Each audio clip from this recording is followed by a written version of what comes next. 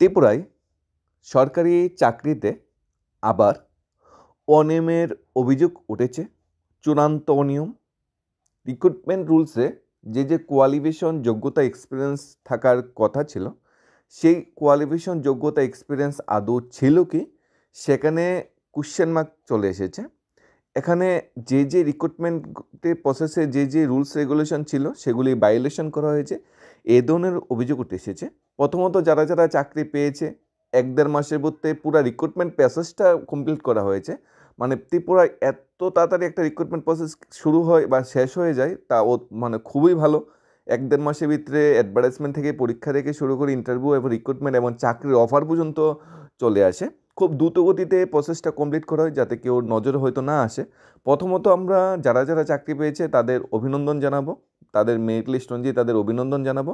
তারপর আমরা দেখব রিক্রুটমেন্ট রুলসে কী ছিল এবং সেই রিক্রুটমেন্ট রুলসটা মানা হয়েছে কি, সেখানে কি অনিয়ম হয়েছে, এবং বর্তমান সময়ে আবার ফর্ম ফিল আপ চলছে নতুন চাকরি, সেটা ফর্ম ফিল আপ করে আমি চাকরিটা পাবো কি, নাকি আগের মতোই স্বজন পোষণ হবে বা টাকার অর্থের বিনিময়ে বিক্রি হবে, সেই বিষয়ে আমরা একটু পর্যালোচনা করার চেষ্টা করব। সবচেয়ে প্রথম যারা চাকরি পেয়েছে, মেরিট লিস্টে যারা স্থান পেয়েছে তাদের অভিনন্দন জানাচ্ছি। অ্যাসিস্ট্যান্ট ইঞ্জিনিয়ার সিভিলের পেয়েছে Lalit Pashan, private secretary Kishalay Roy Chowdhury, section officer Subrata Nandi, manager Rajib Roy, assistant Mamita Deb, personal assistant Shreyasi Sinha, pharmacist Kundan Chakraborty, stenographer পাওয়া যায়নি, কিচেন অ্যাটেন্ডেন্ট ইন্দ্রজিৎ দেবনাথ। তারা চাকরি পেয়েছে, সবাই রেগুলার স্কেলে চাকরি পাবে, সরকারি দপ্তরে চাকরি পাবে, ত্রিপুরা ইউনিভার্সিটি চাকরি পাবে। একদম ইনিশিয়াল সই করা নোডাল অফিসার ফর রিক্রুটমেন্ট রাজনৈতিক পোস্টে যে রিক্রুটমেন্ট হয়েছে, ইদানিং রিক্রুটমেন্ট হয়েছে ওনার সিগনেচার অনুযায়ী। এখানে যে কোয়ালিফিকেশন রাখা হয়েছিল সেই কোয়ালিফিকেশন মানা হয়নি, সেখানে কিছু মানে ছাড় দেওয়া হয়েছে, হয়তো স্বজন পোষণ হয়েছে বা কেলেঙ্কারি বা অনিয়ম হয়েছে, সেই অনিয়ম বিষয়ে আমরা আলোচনা করব। আমরা দেখেছি গতদিনও দুইটা চাকরিতে ত্রিপুরা সরকারি চাকরিতে অনিয়ম হয়েছে, নতুন করে আজকে আবার দেখলাম আরেকটা চাকরিতে অনিয়ম হচ্ছে। মানে স্বচ্ছতা মেনটেন হচ্ছে ঠিক আছে, কিন্তু মাঝে মাঝে এই ধরনের নিউজও উঠে আসছে অনিয়ম। আর ত্রিপুরা ইউনিভার্সিটির যত ধরনের চাকরি হয়, নন টিচিং বা টিচিং পোস্টে, সব ধরনের চাকরিতেই সবসময় একটা অনিয়মের অভিযোগ উঠে আসে। অ্যাডভার্টাইজমেন্ট দেওয়ার সাথে সাথে অনেকে বলে যে আগে থেকেই সিলেক্টেড হয়ে গেছে, ফর্ম ফিল আপ করে কোনো লাভ হবে না। এবং যখন চাকরির অফার বিলি করা হয় বা মেরিট লিস্ট প্রকাশ হয়, তখন কিন্তু সেই যে উদ্যোগটা যে আগে থেকে সিলেক্টেড হয়েছে সেটা কিন্তু সত্যতা প্রমাণ পায়। যেরকম এখানে এই ছিল অ্যাডভার্টাইজমেন্টটা, 4 অক্টোবর এটি অ্যাডভার্টাইজমেন্ট এসেছিলো এবং 20 ডিসেম্বরের ডেটে, অর্থাৎ 2 মাসের ভিতর পুরো রিক্রুটমেন্ট প্রসেসটা মানে শেষ হয়ে গেছিলো। অনলাইন সাবমিশন লাস্ট ডেট ছিল 10 নভেম্বর। 10 নম্বরের ভিতরে ফর্ম ফিল আপ শেষ হয়েছে 10 নম্বর, আর চাকরি হয়ে গেছে 20 ডিসেম্বর, অর্থাৎ 1 মাসের ভিতরেই ধরতে গেলে পুরো প্রসেসটা কমপ্লিট। এখানে যে অনিয়মটা উঠে এসেছে সেটা অনিয়মটা দেখব, এবং এডুকেশন কোয়ালিফিকেশন কী চাওয়া হয়েছিল সেটা আমরা দেখব। এখানে অনিয়মটার যে তথ্যটা উঠে এসেছে, প্রভাতী ধ্বনিকে সন্ধান ত্রিপুরাতে উঠে এসেছে। এখানে বলা হয়েছে ত্রিপুরা কেন্দ্রীয় বিশ্ববিদ্যালয়ে অশিক্ষক কর্মচারী নিয়োগ নিয়ে বড়সড় দুর্নীতির অভিযোগ প্রকাশ্যে এসেছে। দুর্নীতি মানে কারাপশন। ত্রিপুরা ইউনিভার্সিটি, সেন্ট্রাল ইউনিভার্সিটির মতো ইউনিভার্সিটিতে কারাপশন হচ্ছে, সেটাই সত্যিই উদ্বেগজনক। মাত্র 1 মাস সময়ের মধ্যে নিয়োগের বিজ্ঞাপন জারি করে শুরু করে অফার বিলি পর্যন্ত গোটা প্রক্রিয়া সম্পূর্ণ করে ফেলা হয়েছে।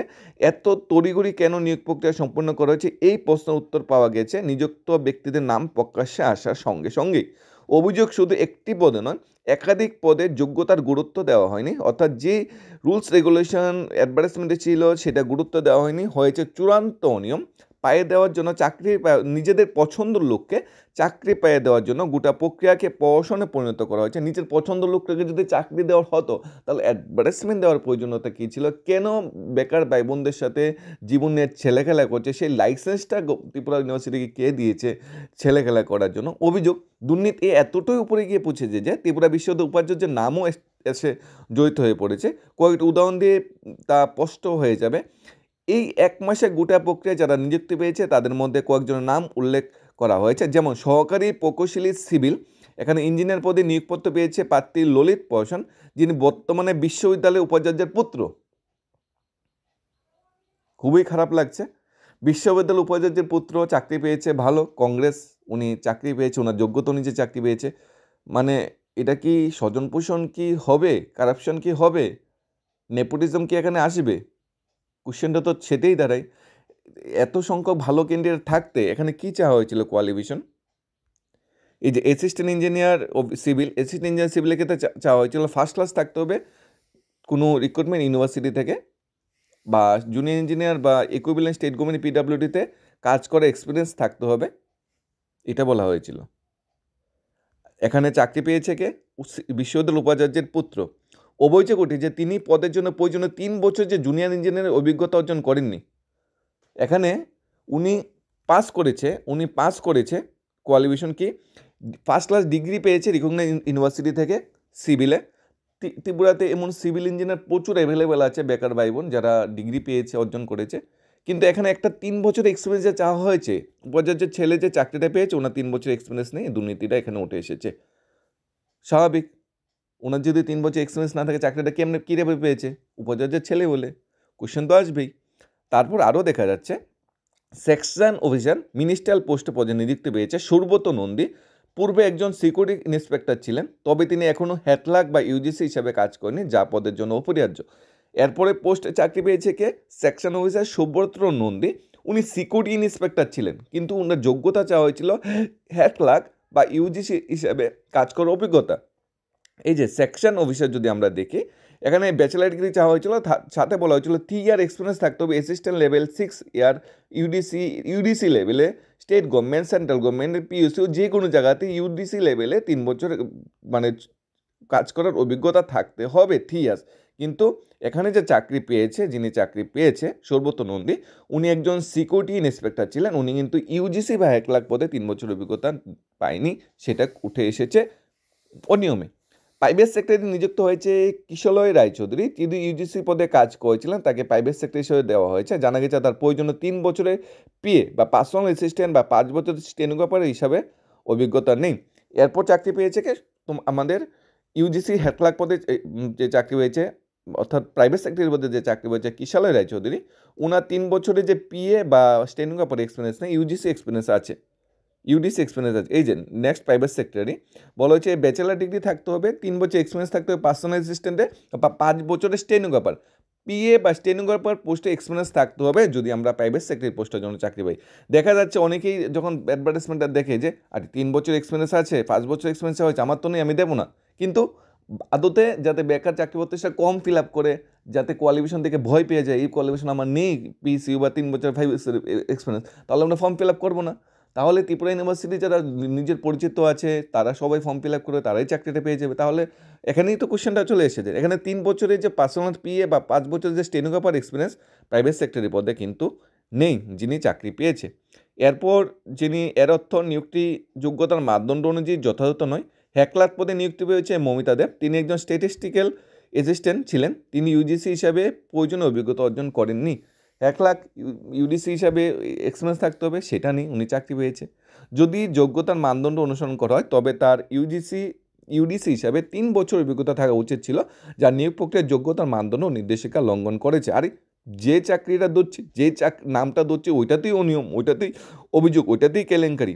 তারপর পার্সোনাল অ্যাসিস্ট্যান্ট পদে নিযুক্তি পেয়েছে শ্রেয়সী সিনহা। তিনি একজন চুক্তিভিত্তিক কর্মচারী পার্সোনাল অ্যাসিস্ট্যান্ট পদে নিয়োগ পেয়েছে। তিনি যাকে পদের জন্য প্রয়োজনীয়তা স্টেনোগ্রাফার হিসেবে 2 বছরের অভিজ্ঞতা চাওয়া হয়েছিল, সেখানে 2 বছর অভিজ্ঞতা দূরের কথা, উনি একজন চুক্তিবদ্ধ কর্মচারী, চাকরি পেয়ে গেছে। এই নিয়োগগুলি দেওয়ার জন্য গোটা প্রক্রিয়াকে তড়িঘড়ি করে সম্পূর্ণ করা হয়েছে। বিজ্ঞপ্তি বা বিজ্ঞাপন জারির তারিখ থেকে শুরু করে নিয়োগপত্র প্রদানের তারিখ জানালেই বোঝা যাবে।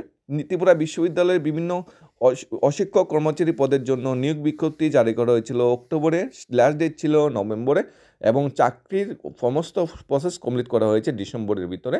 অর্থাৎ আগের মাসের 4 তারিখ বিজ্ঞপ্তি, পরের মাসে 12 তারিখ পদগুলি বিলি করা, এবং 20 তারিখ ভিত্তিতে পুরো প্রসেস কমপ্লিট। তাই এই নিয়োগ প্রক্রিয়া নিয়ে অভিযোগ উঠেছে যে এটি ছিল পক্ষপাতমূলক এবং নিয়ম বহির্ভূত। আবেদনপত্র যাচাই বাছাই চূড়ান্ত অনিয়ম হয়েছে বলে অভিযোগ। ইতিমধ্যে দাবি উঠেছে গোটা প্রক্রিয়াকে বাতিল করে স্বচ্ছ ব্যবস্থাপনার মাধ্যমে নিয়োগ প্রক্রিয়া সম্পন্ন করা, যাতে এই অনিয়মের সঙ্গে জড়িত রয়েছে তাদের চিহ্নিত করে দ্রুত প্রয়োজনীয় ব্যবস্থা গ্রহণ করা। যেসব যোগ্যতা এই প্রক্রিয়া থেকে বঞ্চিত করেছে তাদের শীঘ্রই আইনের দ্বারস্থ হবে বলে হাইকোর্ট আছে, সবাই আইনের দ্বারস্থ হবে, মানে ত্রিপুরা বিশ্ববিদ্যালয়ে আমরা কান পাতলেই অনিয়ম অনিয়ম অনিয়ম অনিয়ম একটা বিরাট বড় লিস্ট তৈরি হয়ে গেছে ত্রিপুরা বিশ্ববিদ্যালয়ে। এরকম ত্রিপুরা বিশ্ববিদ্যালয়ে ডিস্টেন্সে অনেকগুলো এডুকেশন ডিস্টেন্সে ছিল, বিএডও ছিল আগে ত্রিপুরা ইউনিভার্সিটি। এখন কি আছে কি?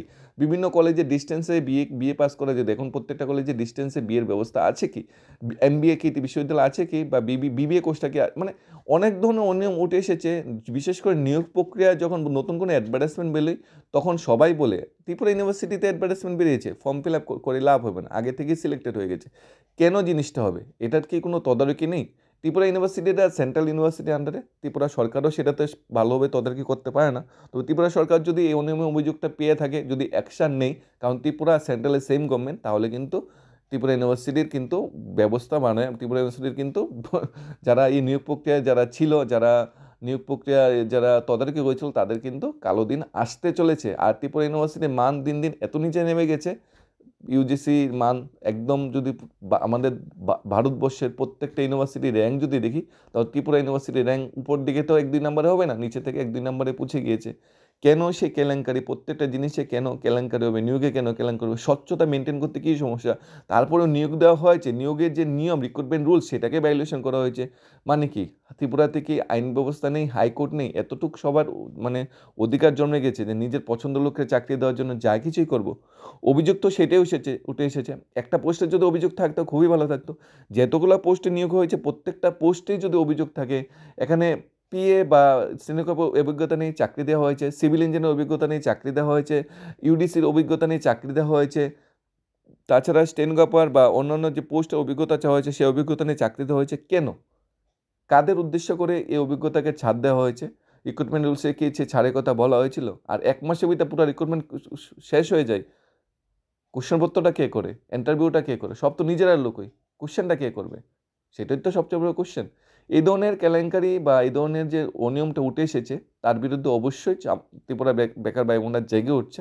আর ত্রিপুরা হাইকোর্টে অবশ্যই আশা করছি এই নিয়োগ নিয়ে কোশ্চেন যখন আসবে, তখন নিয়োগটা পুরা ক্যান্সেল হতে পারে। আবার পুরা রিক্রুটমেন্টটা ক্যান্সেল, একটা পার্শিয়াল অ্যাডভার্টাইজমেন্ট ক্যান্সেল হতে পারে। কারণ যারা যারা চাকরি পেয়েছে তারা ওই যে যোগ্যতা বা কোয়ালিফিকেশন বলা হয়েছিল, সেই কোয়ালিফিকেশন কিন্তু তাদের নেই। ধন্যবাদ সবাইকে। Studies of Tripura YouTube channel.